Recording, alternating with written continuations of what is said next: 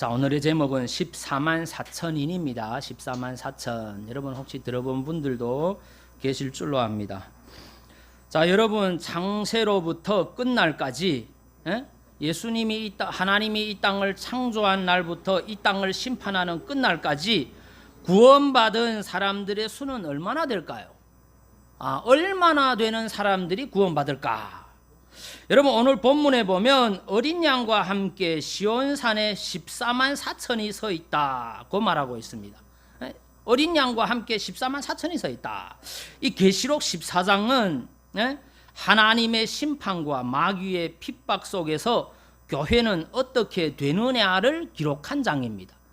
하나님이 이 땅을 심판하는 심판 과정에, 그리고 그 과정에서 마귀는 교회를 계속해서 핍박하는데 그런 가운데서 교회는 결국 어떻게 되느냐, 이것을 기록한 것이 이 계시록 14장입니다.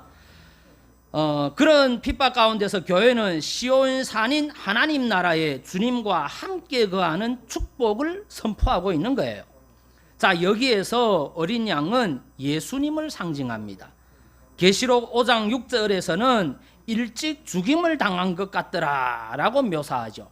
예수님을, 어린 양을 묘사하는데 일찍 죽임을 당한 것 같더라, 예수님을 의미하는 겁니다.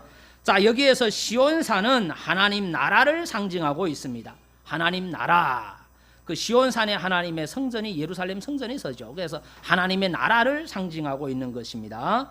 자, 14만 4천은 구약과 신약에서의 구원받은 총수, 즉 상징적인 숫자입니다.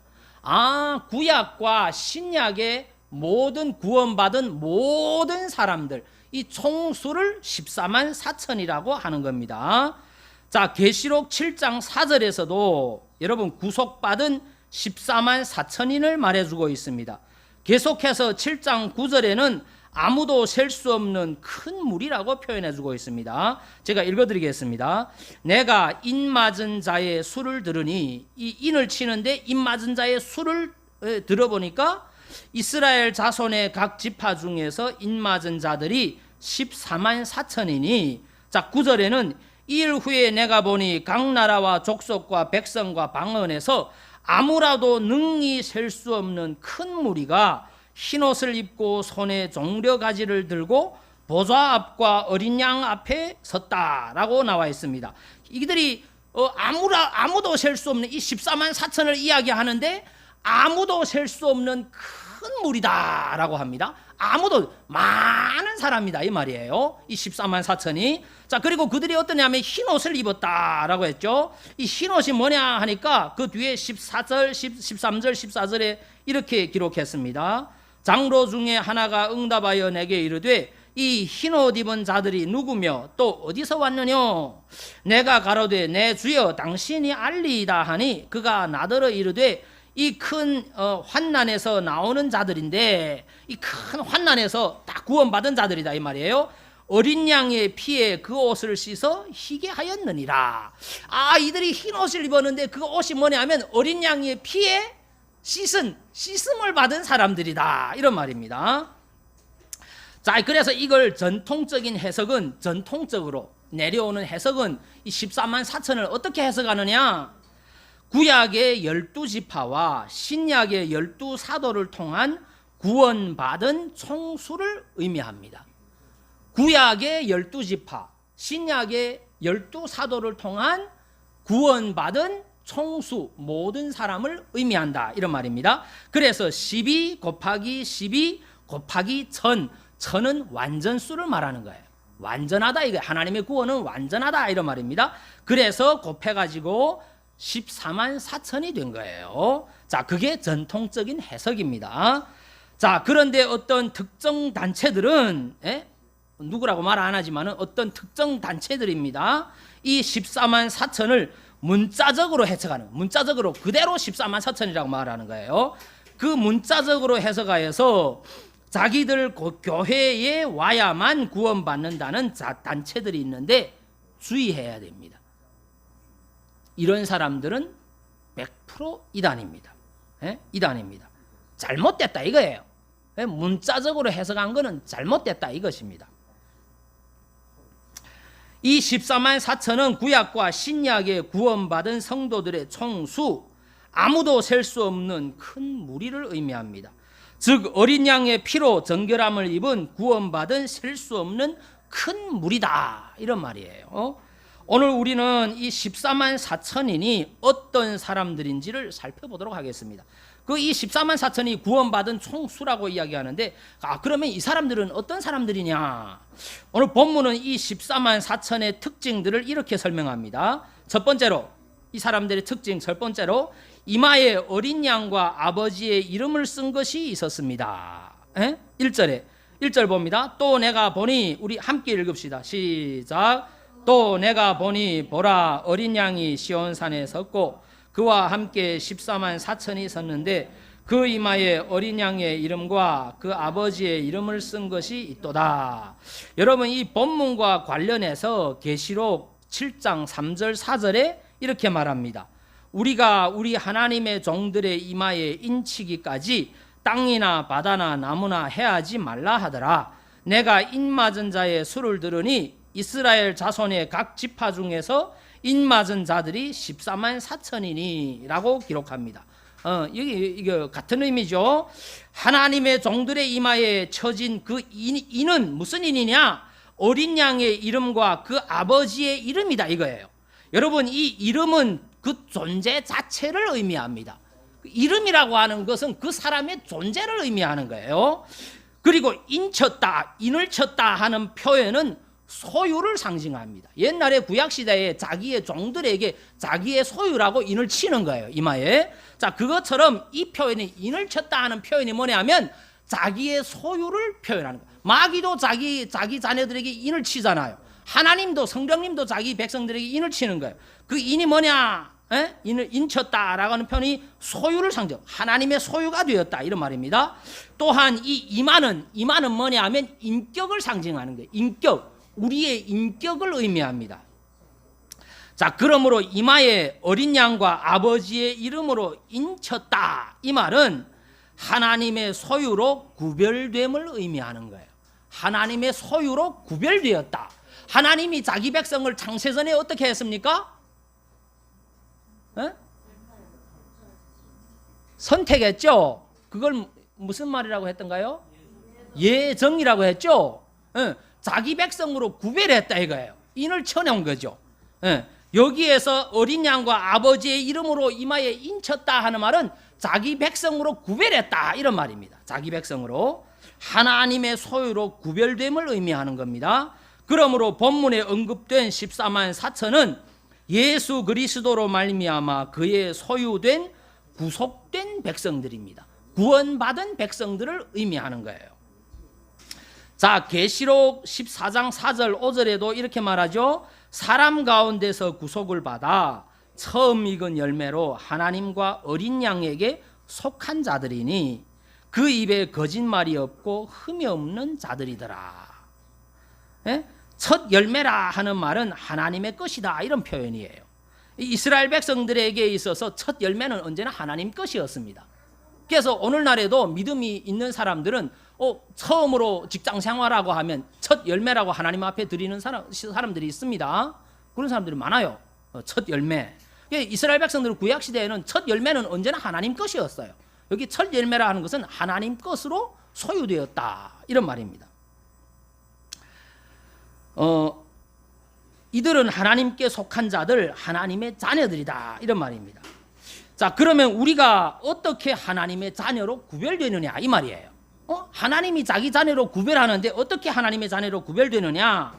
우리가 하나님의 자녀가 되는 길은 무엇이냐, 이런 말입니다. 그것은 믿음입니다. 자, 우리 성경에서 항상 믿음을 강조하고 있죠. 요한복음 1장 12절에 영접하는 자, 곧 그 이름을 믿는 자들에게는 하나님의 자녀가 되는 권세를 주셨으니 라고 말씀했죠. 요한복음 3장 16절에도 하나님이 세상을 이처럼 사랑하사 독생자를 주셨으니 이는 저를 믿는 자마다 멸망치 않고 영생을 얻게 하려 하심이니라 라고 말합니다. 갈라디아서 3장 26절에도 너희가 다 믿음으로 말미암아 그리스도 예수 안에서 하나님의 아들이 되었으니 라고 말합니다. 여기에서 제가 여러 가지를 많이 적어왔습니다. 그 외에도 많이 이야기해주고 있다, 이거예요. 여러분 이로보건대 우리가 하나님의 소유, 하나님의 자녀가 되는 것은 오직 믿음이다 이거예요. 때문에 이마에 인을 맞았다라고 하는 표현은 그리스도를 향한 믿음을 의미합니다. 그리스도를 향한 믿음, 이마에 인을 맞았다. 무슨 인이냐? 믿음의 인이다 이거예요. 예수 그리스도를 믿음으로 말미암아 하나님의 소유로 구별된 그 믿음의 인을 말하는 겁니다. 에? 이제는 믿음으로 하나님의 소유가 되어버렸다 이런 말입니다. 그 무엇도 빼앗을 수 없는 하나님의 소유가 되어버렸다 이런 거예요. 우리는 사나 죽으나 하나님의 소유가 된 것입니다. 그래서 바울이 이렇게 고백했죠. 갈라디아서 2장 20절에 내가 그리스도와 함께 십자가에 못 박혔나니 그런즉 이제는 내가 산 것이 아니요 오직 내 안에 그리스도께서 사신 것이라. 이제 내가 육체 가운데 사는 것은 나를 사랑하사 나를 위하여 자기 몸을 버리신 하나님의 아들을 믿는 믿음 안에서 사는 것이라. 여러분 이게 바울의 고백이었습니다. 하나님의 소유로 구별된 자의 고백이었다 이거예요. 여러분 이런 고백이 저와 여러분에게 있기를 바랍니다.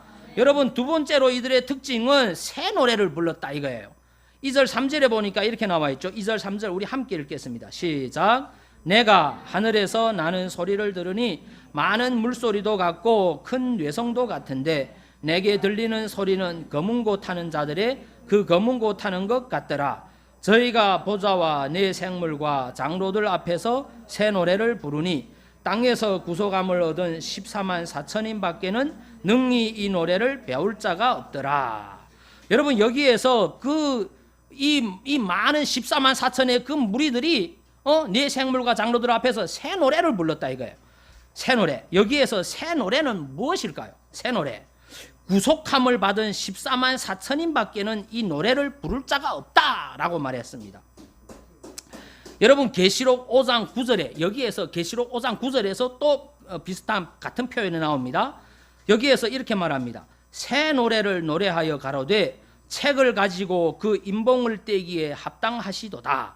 일찍 죽임을 당하사 각 족속과 방언과 백성과 나라 가운데서 사람들을 피로 사서 하나님께 드리시고 라고. 이들이 새 노래로 부르는데 무슨 노래냐 보니까 일찍 죽임을 당한 것 같은 그 예수 그리스도가 그 주님이 우리를 위하여 죽임을 당하고 많은 사람들을 피로 사신 그 공로를 찬양하고 있는 거예요.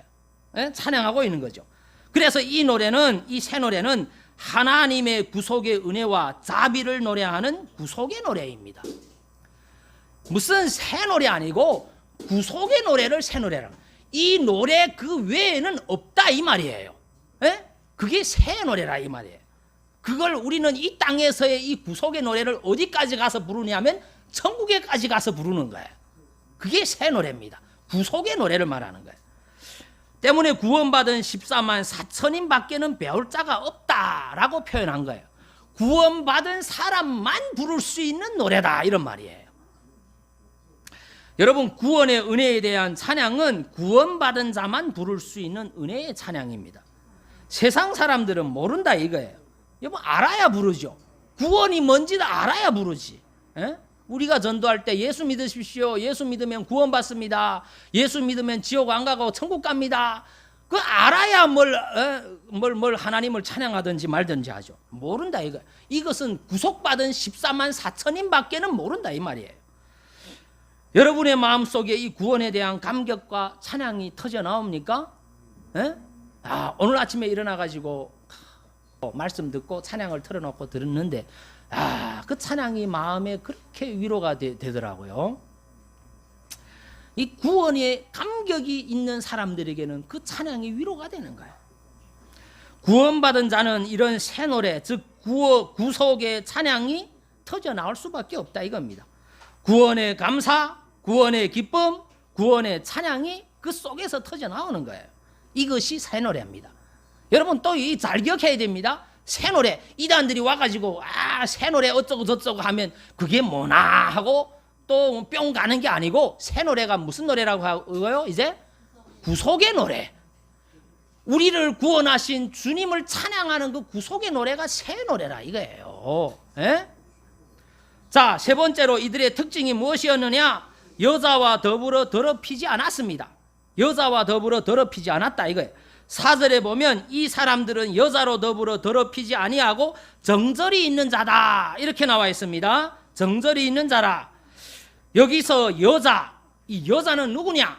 여자, 이 계시록 17장에 묘사된 여자, 즉 음녀 바벨론을 의미합니다. 이 바벨론은 뭐냐? 죄악된 세상, 이 죄악된 문명의 총체를 말하는 거예요. 이 다시 말해 한마디로 죄악된 이 세상을 바벨론이라고 하는 거예요. 또한 그 여자라고 하는 거예요. 음녀라고 하는 거예요. 음녀. 그런데 그 여자와 더럽히지 아니했다. 이 말은 뭐냐? 타락하지 아니했다. 이런 말입니다. 타락하지 아니했다. 그런 의미로 여자와 성적 관계를 맺지 아니하고 자신의 정절을 지킨 자들이다. 이런 의미를 나타내고 있는 겁니다. 그 음녀와 동침하지 아니하고 정절을 지켰다. 이런 말입니다. 예? 하나님과 어린 양에 대한 신앙의 정절을 지킨 자들을 의미합니다. 여러분 여기에서 정절이라고 하는 말은 처녀를 말하는 거예요. 처녀. 자, 예를 들면 이겁니다. 여러분 춘향전 다 들어보셨죠? 춘향전. 이도령과 춘향이의 사랑 이야기. 이 월매라고 하는 그 기생에게서 춘향이라고 하는 아이가 태어나는 거예요. 그런데 이 월매라고 하는 이 기생이 딸 아이는 정말로 잘 키우고 싶은 거예요. 그래서 아이에게 글도 가르치고 그림도 가르치고 예쁘게 키웠습니다.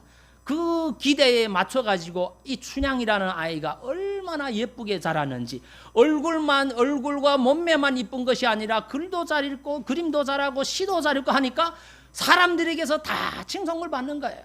그런데 그 하루는 이도령이 방자와 함께, 방자는 종이라는 말이거든요. 그 방자와 함께 봄 나들이를 나왔는데 보니까 어떤 처자가 그네를 뛰는데 너무 아름다워. 그러면 뿅 가죠. 이도령이 그 모습에 뿅 가가지고 날마다 훔쳐보러 나와가지고 더는 그 마음에 그 사랑을 억제할 수가 없어. 그 월매, 그 춘향의 부모님과 그 혼인을 계약하는 거예요. 계약하는 거예요. 그런데 마침 이 이도령의 아버지가 이제는 부임 시간이 다 끝나가지고 함양으로 가게 되었습니다. 이사를 가게 된 거예요. 이제는 끝났으니까. 그래서 춘향이와 이도령은 생이별을 하게 되는 거죠. 그러면서 내가 반드시 장원 급제하여 다시 돌아오리다 라고 굳게 맹세하고 떠나갑니다. 떠나가는데 하루 이틀 만에 돌아오는 게 아니잖아요. 그런데 그 이도령의 아버지의 그 자리에 새로운 사또가 부임했으니 그 사또의 이름은 바로 변학 뭐더라? 뭐 하여튼 변사또라고 했죠. 변사또였더라 이거예요. 그런데 이 변사또는 어떤 사람이냐? 백성들의 등에다가 빨대를 꽂아가지고 쪽쪽 빨아먹는 그런 나쁜 놈이었습니다. 항상 기생들을 모집해 놓고 항상 잔치를 벌리는 그런 사람들이었습니다. 백성들은 돌보지 않는 사람들이었다 이거예요. 그래서 그 기생들을 불러놓고 잔치를 하는 가운데 이 춘향이도 기생의 딸이라고 해서 이제는 너도 와서 수종을 들어라 라고 하는데 춘향이가 어떻게 합니까? 거절하는 거죠. 한 여자는 한 사람에게만 바쳐지게 되어 있다고 자기는 이도령과 백년가약을 맺은 사이라고 거절해버리는 거죠. 거기에 변사또는 열받아서 춘향이를 감옥에 가두는데 이제 내가 기한을 줄 테니까 나의 그 이제 생일잔치가 벌어지는 그때까지 네가 회개해가지고 우리 기독교 말로 회개해서 나에게 돌아오면 내가 용서해 주겠는데 그렇지 않으면 생일나게 내가 너를 처형하겠노라 하는 거예요. 그럼에도 불구하고 춘향이는 자기의 절개를 지키면서 감옥에서 그 고난을 견디는 거예요. 자, 시간이 흐르고 또 흐릅니다. 변사또의 생일날이 가까워 옵니다. 그런데 어느 날 그 장원 급제하여 돌아오겠다던 이도령이 거지의 꼴로 나타나는 거예요. 그럼에도 불구하고 춘향이는 그 마음이 이도령이 어떤 모습으로 나타났든지 변치 아니하고 어머니에게 그래도 이도령을 돌봐주라고 부탁을 하는 거예요. 자, 그 변사또의 그 생일날이 왔습니다. 춘향이를 꺼내려고 하는데 누구 나옵니까? 이도령이 나와가지고 뭐 합니까? 그 뭐 상세한 걸 다 얘기하자면 끝도 없죠. 나와가지고 뭐 외칩니까? 우리 함께 외쳐볼까요? 시작. 네. 암행어사 출도요 하니까 나와가지고 부하들이 벤사또를 잡고 춘향이는 풀어주고 그때 이도령은 암행어사의 복장을 갈아입고 둘이 그 다음에 행복하게 살았겠죠. 그게 뭡니까? 절개를 지켰다. 정절을 지킨 거예요. 정절을 지킨 거예요. 이 춘향전이 그걸 딱 이 정절을 보는 순간 뭐가 생각나느냐? 춘향전이 생각나더라고. 여러분 돌아가서 춘향전만 생각나면 안 돼요. 우리 그리스도인들이 이 신앙의 정절을 어떻게 지켜야 하는지가 생각나야 되는 거예요. 세상의 문화가 이렇게 타락해서 우리를 유혹하는데 여기에서 내가 세상과 타협하지 아니하고 나는 이 신앙의 절개를 지켜야 되겠다. 이것이 우리의 가슴 속에 남아 있어야 되는 거예요. 남아 있는 게 춘향전이 남아 있으면 안 된다 이런 말입니다. 여러분 코로나로 세상이 교회를 핍박하고 있습니다. 정부와 언론은 교회 때리기에 바쁩니다. 날마다 문자가 오죠. 그래서 사람들은 교회라면 바이러스가 퍼지는 장소인 줄로 압니다. 교회 간다고 하면 사람들이 멀리합니다. 믿음이 연약한 성도들은 세상이 주는 핍박에 겁을 먹고 교회를 자연스럽게 멀리합니다. 세상이 어떻게 유혹하든지 세상이 어떻게 핍박하든지 흔들리지 아니하고 신앙의 절개를 지키는 그런 성도들이 되어야 됩니다. 믿음을 지켜야 된다 이런 말이에요. 자, 네 번째로 어린 양이 어디로 인도하든지 따라가는 자들이었습니다. 어린 양이 어디로 인도하든지 따라가는 자들이다 이거예요. 4절에 보니까 계속해서 어린 양이 어디로 인도하든지 따라가는 자며라고 기록해 있죠. 여기에서 따라간다 이 말은 뒤따르다 쫓아간다 이런 말입니다. 뒤따르다 쫓아간다 이 말은 절대 순종을 의미합니다. 절대 순종. 여러분 이들이 따라가는 어린 양 예수 그리스도의 길은 여러분 정해진 길이나 규정된 길 또는 편안하거나 안락한 길이 아니었다 이 말이에요. 실제로 예수님은 어땠습니까? 이 어린 양은 십자가에서 비참하게 처형당했습니다. 물론 그의 길은 죽음으로 끝난 것이 아니었습니다. 그의 길은 죽음을 통한 생명의 길이었습니다. 여러분 본문에 언급된 이 사람들 곧 14만 4천은 바로 어린 양이 걸었던 이와 같은 길을 뒤따라가는 자들입니다. 어린 양이 갔던 그 길을 뒤따라가는 사람들이다 이 말이에요. 그러므로 그들은 편안하고 안락한 길을 버리고 어린 양 예수 그리스도의 삶과 죽음과 부활의 길을 뒤따르는 자들이다 이런 말입니다. 그리스도인이라는 이 명칭은 그리스도의 삶과 죽음과 부활을 뒤따르는 자들에 대한 다른 이름이다 이런 말이에요. 마태복음 16장 24절에 예수께서 제자들에게 이르시되 아무든지 나를 따라오려거든 자기를 부인하고 자기 십자가를 지고 나를 쫓을 것이니라 라고 기록했죠. 예수님이 말씀했습니다. 예수님을 따르는 자들은 자기 십자가를 지고 주님을 따라야 된다 이 말입니다. 넓은 길이 아니다 이거예요. 내 마음대로 가는 길이 아니다 이거예요. 호강을 누리는 길이 아니다 이런 말입니다. 여러분 아브라함을 보십시오. 히브리서 11장 8절에 이렇게 기록했습니다. 믿음으로 아브라함은 부르심을 받았을 때에 순종하여 장래 기업으로 받을 땅에 나갈새 갈 바를 알지 못하고 나갔으며 라고 기록합니다. 한 번도 가본 적이 없습니다. 그 당시 사회 문화는 부족을 떠나면 생사가 어떻게 될지 모릅니다. 그럼에도 주님이 가라고 하니까 가는 거예요. 가다가 죽을 수도 있습니다. 그래도 가라고 하니까 가는 거예요. 한 번도 못 가봤습니다. 앞으로 어떻게 될지도 모릅니다. 그래도 가라고 하니까 가는 거예요. 그게 믿음이다 이거 말입니다. 그게 주님을 따르는 자들이다 이 말입니다. 주님이 어디로 인도하든지 따라가는 자들이다 이런 말이에요. 여기에서 따라간다 이 말은 또 제자가 된다 이런 표현입니다. 그래서 제자라고 하는 표현과 같은 표현입니다. 주님이 제자들에게 나를 따르라 하니까 모든 것을 버려두고 따랐다 이런 말이에요. 제자들은.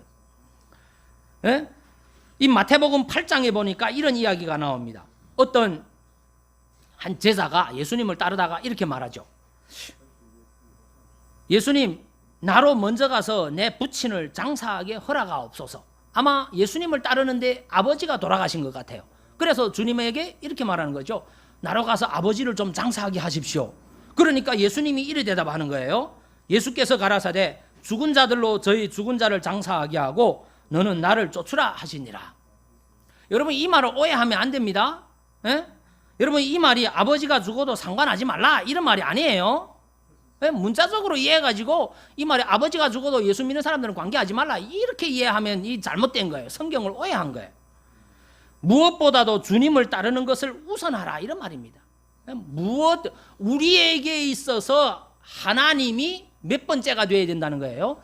1번이 돼야 된다 이런 말이에요. 근데 우리에게서 주님이 몇 번째입니까? 예? 주님이 결혼식에 밀리고 애 돌에 밀리고 출근에 밀리고 또 뭐에 밀려요? 어디 뭐 친구들이 오는데 밀리고 다 밀려나가가지고 주님이 몇 번째 있는지도 모르잖아요. 여기에 있는 분들은 아니고 우리 교회 성도들이 아니더라고. 다른 데 분들. 여러분 마가복음 10장에 보면 여러분 이런 사건이 나옵니다. 어떤 사람이 예수님에게 왔습니다. 아주 부자라 하더라고요. 부자 청년이라고 나와 있습니다. 예수님에게 선생님 내가 무엇을 해야 영생을 얻을 수가 있습니까? 그러니까 예수님이 내가 어찌하여 나를 선하다 하느냐? 하나님 한 분에는 선한 분이 없다. 가서 계명들을 지켜라. 그러면 영생을 얻는다. 그러니까 이 사람이 어릴 때부터 하나님을 잘 섬겼던 사람이니까 착한 사람 같아요. 그래서 저는 어릴 때부터 이런 거 다 지켰는데요. 이렇게 얘기하는 거예요. 자, 그러니까 이 예수님이 이렇게 말하죠. 예수께서 그를 보시고 사랑하사 너무나도 착하다 이거예요. 그래서 사랑했다. 사랑의 눈길로 바라봤다 이런 말이죠. 가라사대 내가 오히려 한 가지 부족한 것이 있으니 가서 내 있는 것을 다 팔아 가난한 자들을 주라. 그리하면 하늘에서 보화가 내게 있으리니 그리고 와서 나를 쫓으라. 그러니까 이 사람이 재물이 많았다 이거예요. 가서 그 재물을 팔아가지고 가난한 사람들에게 주고 나를 쫓으라 하니까 No, 그거는 안 됩니다. 그래서 근심하며 돌아갔다 이거예요. 근심하며 돌아갔다. 그러니까 예수님이 제자들에게 이렇게 말하죠. 제자들에게 재물이 있는 자는 하나님 나라에 들어가기가 심히 어렵다.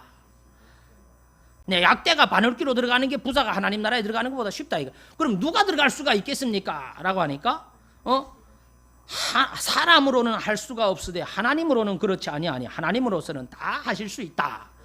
하나님을 우선순위에 두면 부자라고 천국에 들어 못 가는 게 아니라 하나님으로서는 할 수 있다 이거예요. 부자는 천국에 못 들어간다 이런 말이 아니다 이 말이에요. 하나님으로서는 할 수가 있다. 에? 뭐가 우선순위가 돼야 되나? 하나님이 우선순위가 돼야 된다 이런 말입니다. 그러니까 베드로가 이렇게 말하죠.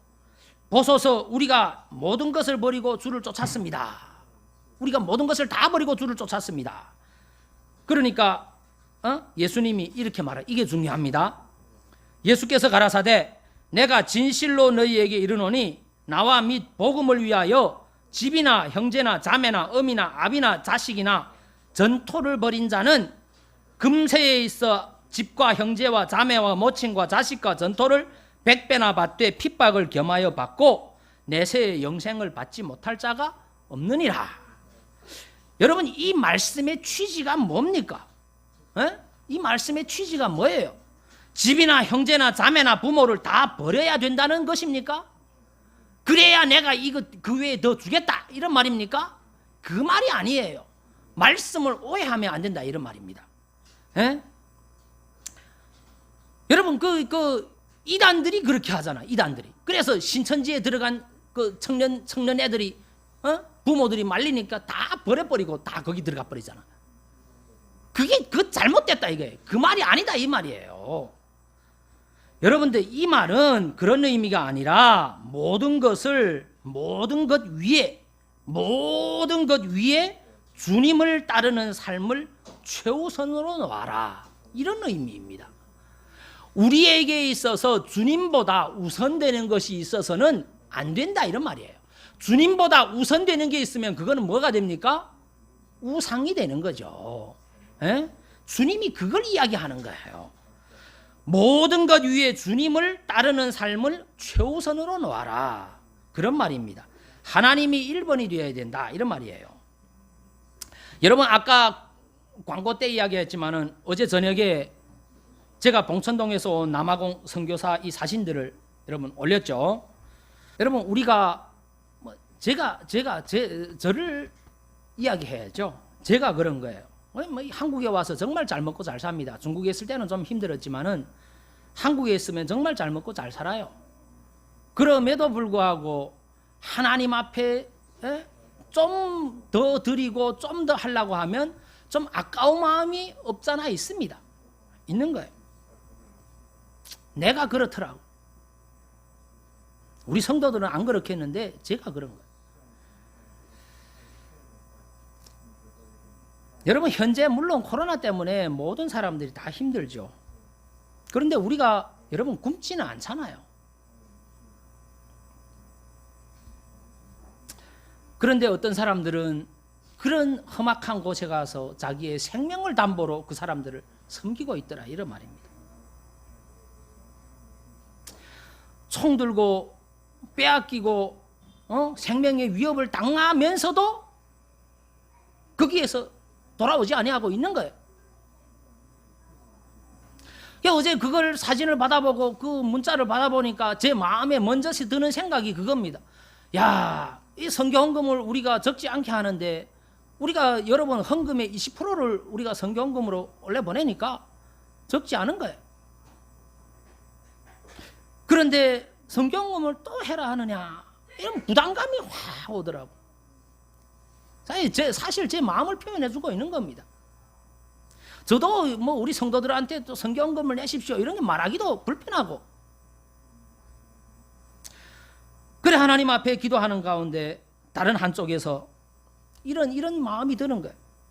저 사람들은 생명을 무릅쓰고 예수님을 위해 복음을 전가하고 있는데 선교헌금 조금 하는 걸 가지고 뭘 그렇게 생색을 내느냐, 이렇게 주님이 마음속에 말씀하시는 것 같더라고요. 그래서 하나님 앞에 회개했죠. 주님 죄송합니다. 그래 아까 여러분들한테 그렇게 광고한 거예요. 제자는 주님이 우선인 사람들입니다. 주님이 어디로 인도하든지 여러분 따라가는 사람들입니다. 주님이 최우선인 사람들이다 이런 말이에요. 시온산에 주님과 함께 섰던 그 14만 4천인의 구속받은 사람들은 주님이 최우선인 사람들이었다 이런 말입니다. 사랑하는 성도 여러분, 어린 양과 함께 시온산에 선 14만 4천인은 구약과 신약에 구원받은 모든 성도들이다 라고 했습니다. 이 사람들의 특징은 첫 번째로 믿음의 인을 맞은 사람들이었습니다. 즉 믿음의 사람들이었다 이것입니다. 두 번째로는 이들은 구원의 감격으로 새 노래 즉 구속의 기쁨을 노래하는 사람들이었습니다. 세 번째로 이들은 세상에 더럽히지 아니하고 정절을 지켰던 사람들이었습니다. 네 번째로 그들은 주님을 어디든 따르는 제자의 삶을 사는 사람들이었습니다. 저는 우리 모두가 이 14만 4천인에 속한 사람들이 되기를 바랍니다. 우리 교회 우리 모든 성도들이 여기에 든 사람들이 되기를 바랍니다. 세상이 어떻게 변하든지, 우리가 세상이 우리를 어떻게 유혹하든지, 어떻게 우리를 핍박하든지 이 믿음의 길을 뚜벅뚜벅 걸어가는 제자들이 되기를 주님의 이름으로 축원합니다.